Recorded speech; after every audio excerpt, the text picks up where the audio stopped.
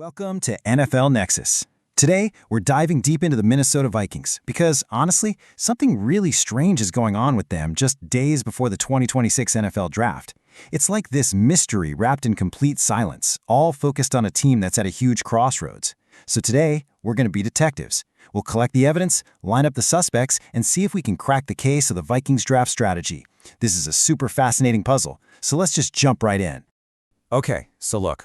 Every single year, right? Teams are just swimming in draft rumors. We get it. Smoke screens, misdirection. It's all part of the game. But what's happening with the Vikings this year? It's just different. It's weird. You've got this incredible, almost unbelievable consensus from the outside world about what Minnesota is going to do with their first-round pick. Like everyone knows. But then you look inside the team's headquarters. Nothing. Absolute radio silence. And I don't just mean the usual smoke screens. I mean a total information blackout. And it's this complete disconnect, this contradiction between everybody on the outside being so sure and the team itself being a vault that makes this one of the most fascinating pre-draft stories I've seen in a long, long time. So to really get to the bottom of this mystery, we can't just stare at a mock draft board. No. We have to zoom out first. We need to look at the scene of the crime, so to speak, the current state of the Minnesota Vikings organization. And what you'll see is a team that's dealing with some serious instability, a lot of uncertainty. And that is the critical backdrop for every single decision they're about to make. And man, this really paints a picture of a team at a huge turning point. Okay, first off, you've got their GM, Adofo-Mensah, who was very analytics-focused. Well, he was let go after last season. And stepping in, it's Rob Brzezinski, a guy who's been with the team forever, but he's known as the salary cap and contract wizard, and he's the interim GM. That's a huge shift, you know? Brzezinski's whole philosophy on building a team, on what value even means, could be completely different, maybe more old school than the guy before him.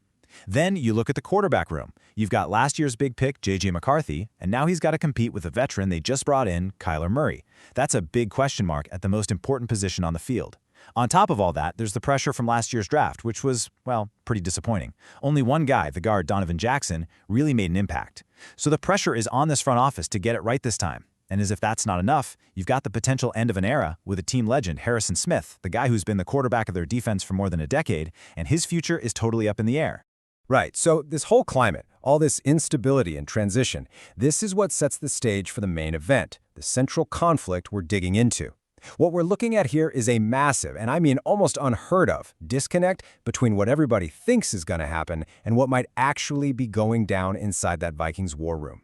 So let's start with what everyone on the outside is saying. Just look at this number, 141. We went through 428 big-name mock drafts, and in 141 of them, that's almost a third of every public prediction out there, the very same player is sent to the Minnesota Vikings at pick number 18. I mean, think about that. In the crazy, unpredictable world of the NFL draft, getting that kind of agreement on a pick that's not a quarterback and isn't in the top 10, it's just staggering. It makes it feel like the decision is a slam dunk, like it's already a done deal. But here's the twist. This is what makes it a real mystery. While the whole world seems so sure, the people who are actually paid to know things, the insiders, they're hearing the complete opposite. Just listen to this quote from A to Z Sports. This is the least we've heard about the organization's draft plans in some time. They're hearing nothing. The Vikings front office has turned into a total black box. There are zero leaks. No information is getting out. It feels like, under this new interim leadership, that building is locked down tighter than Fort Knox. And you gotta believe that's a strategic choice. And this slide just lays it all out, right? This is the core question. On one hand, you've got the consensus. It's confident, it's not wavering, and it's all pointing to one guy, safety Dylan Thieneman. It feels like the pick is already written on the card. But then you have the reality. What's actually happening inside the building? Scarce intel, zero leaks, and a strategy that is a complete and total mystery. So how can both of these things be true at the same time? How is it possible? Why is the mock draft world so weirdly confident when the team has told us absolutely nothing? That's the puzzle we've got to figure out. Okay, so to kick off this investigation, let's follow the most obvious clue. Let's take a closer look at our prime suspect, the player who's at the heart of this huge consensus. We really need to understand why everyone thinks he's the guy, and whether the case for him is really as airtight as it looks. So the man of the hour, our main suspect, is Dylan Thieneman, a safety from Oregon. And on paper, this makes a ton of sense. The logic is just incredibly sound. You're looking at a 6-foot, 203-pound prospect who gets praised for two things that every single defensive coordinator dreams about: bone-jarring physicality and a really high football IQ. He's considered one of the absolute best players at his position, and wouldn't you know it, he just so happens to play a position where the Vikings desperately need help. I mean, look at this. The puzzle pieces here fit together almost a little too perfectly, you know? They say he has excellent range, which just means he can fly from sideline to sideline, a total must-have in today's NFL. His ability to read the QB, that tells you he's not just a great athlete. He's smart, he's a student of the game, he sees plays happening before they even develop. And the ball skills?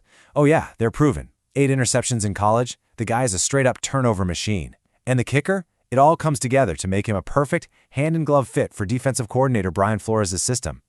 Flores loves to run this aggressive, complicated defense, whereas safeties have to do it all. Cover deep, come up and hit like a linebacker, blitz the quarterback. Thieneman's skill set is like a textbook match for that do-everything role. He's the ideal replacement for a legend like Harrison Smith. So that leads us right back to the big question, doesn't it? If the case is this strong, I mean, if he's such a perfect fit that a third of all the mock drafts have him going to Minnesota, then why the complete deafening silence from the Vikings? It just makes it all the more suspicious. It feels too clean, too perfect. And you know how it is in the NFL. When something seems this obvious, it usually means you're missing a big piece of the puzzle. That's silence. It's screaming that there are other options on the table. Okay, now this is where things get really interesting. The consensus pick, Thieneman, that's the safe route. That's the logical path.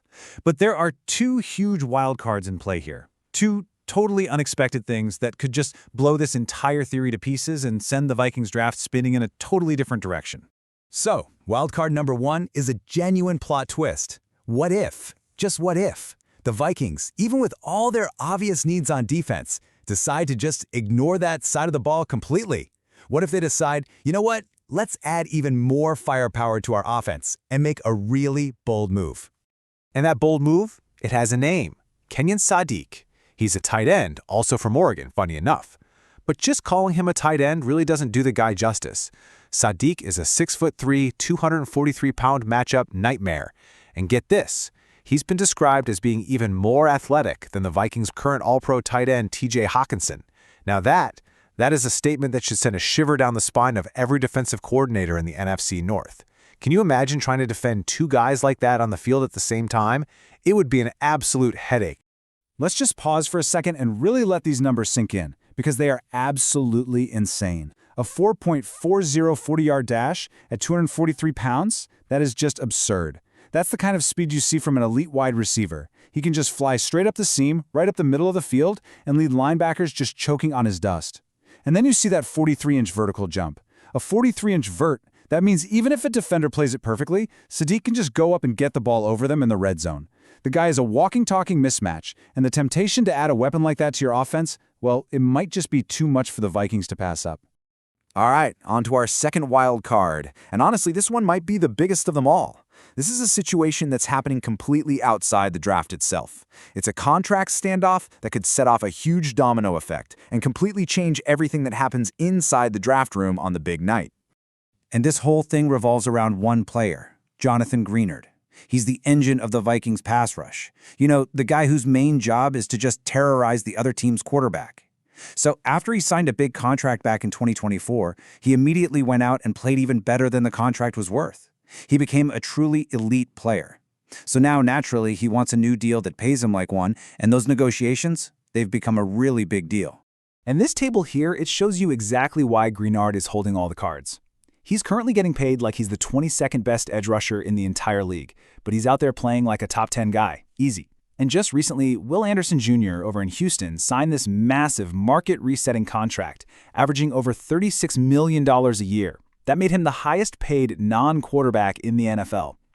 That one single deal nearly doubled what Greenard is making, and it just completely blew up the whole pay scale, giving Greenard's agent a huge, powerful new number to walk into negotiations with.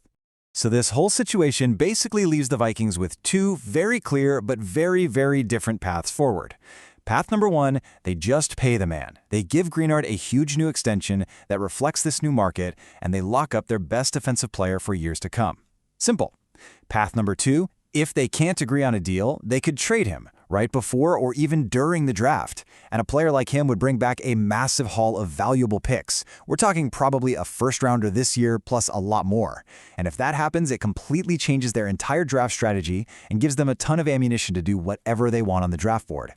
So here we are. We've looked at all the evidence. We've got the unstable front office, the weird consensus, the perfect fit player, and these two huge, explosive wildcards. It's time to reach a verdict. What is really going on with the Minnesota Vikings? What's the solution to this whole mystery? And the conclusion is this. The reason the mystery is still unsolved is because it's supposed to be unsolved. It's a mystery by design. The silence isn't them being wishy-washy or undecided. No. The silence is a strategic weapon. The very fact that nobody knows what they're going to do, that's their single greatest advantage right now. It means they're keeping every single one of their options open in a really high-stakes game where they have multiple different ways they could play their hand.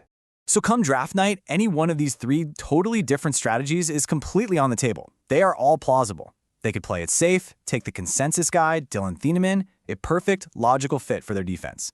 They could make a huge splash, the bold move, and draft that dynamic offensive weapon, Kenyon Sadiq. Or they could pull off the big pivot, trade a star player like Jonathan Greenard, get a boatload of new picks, and completely reset their entire draft board. And the fact that all three of these are real possibilities, that's exactly why the team isn't saying a word. All right, we've laid out all the clues for you, all the evidence, all the possibilities. So now I'm turning the question over to you. Put yourself in the big chair. You're the interim GM, Rob Brzezinski. The Vikings are officially on the clock at pick number 18. The phone is blowing up with trade offers. The board is staring back at you, full of names. What's your move? I really want to know. Drop your draft night decision down there in the comments below. Are you taking the safe consensus pick? Are you making the bold move? Or are you executing the pivot? Hey, thanks so much for joining me on this deep dive investigation here on NFL Nexus. If you had fun with this explainer and you want to see more like it, do me a huge favor and hit that subscribe button. And don't forget to like this explainer. It really helps the channel out. You can also support us in another way by checking out our coloring books. Seriously, they're perfect for kids, grandkids, even for adults. You can find the link for those right down in the description or just scan the QR code that's on your screen right now. We really truly appreciate all of your support. We'll see you next time.